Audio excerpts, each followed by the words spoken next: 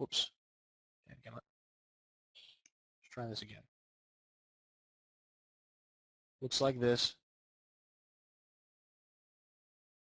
And I'm just waiting to see if the market will rally up into this 886. If it is, I'm going to sell. Okay? It doesn't matter what the time frame is. It really, really doesn't. The most important thing is that you are coming into the market every single day and following those rules. Remember, I've talked a lot about, hey, the formula, right? That it was the formula that was important. That the strategy in and of itself, once we've determined that the strategy is profitable, okay? And I don't care if you got a 2-to-1 risk-reward profile and you're right 50% of the time, you got a very profitable trading strategy, okay? Once you've determined that over time the strategy that you have produces a profit, then the only thing you have to do is start putting it into the formula. And there's a formula to determine if the system is profitable, and there's one to determine and there's a formula that we use that you put it into once you've got a profitable strategy to maximize your returns. Okay.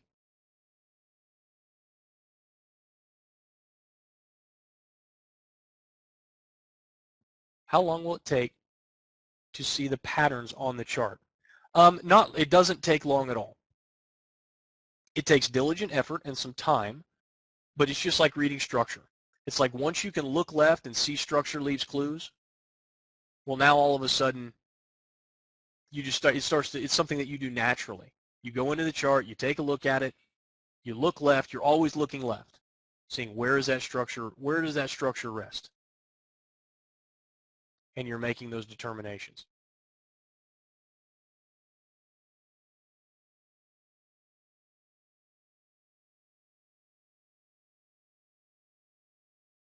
Guys, long-winded questions. I'm not going to have time to read through those.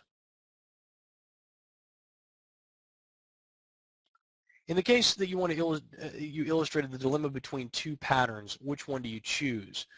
Here's the logic behind that. That is a trade plan decision. One of the things that happens as you begin to become a more successful trader is you start to recognize that there are some issues that arise in your trading plan.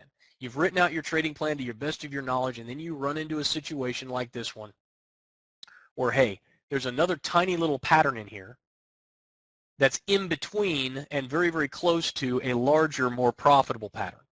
So how do you deal with that? You can take the trade. You can leave the trade alone and take the higher trade. You can, those are really the two that you can either take it or not take it. But how do you make that determination?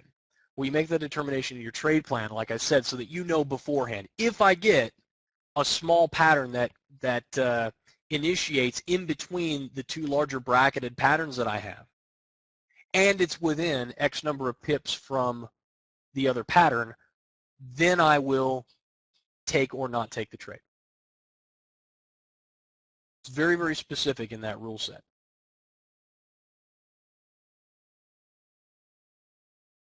Okay.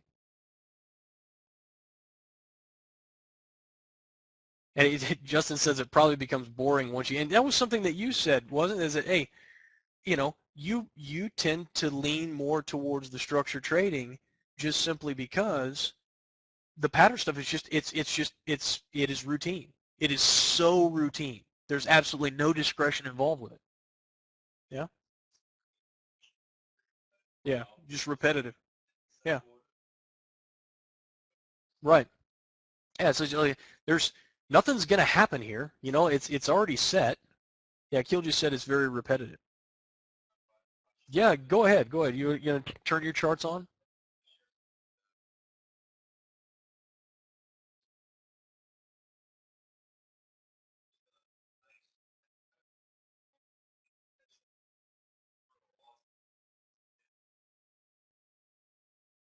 There we go. Now the mic's on.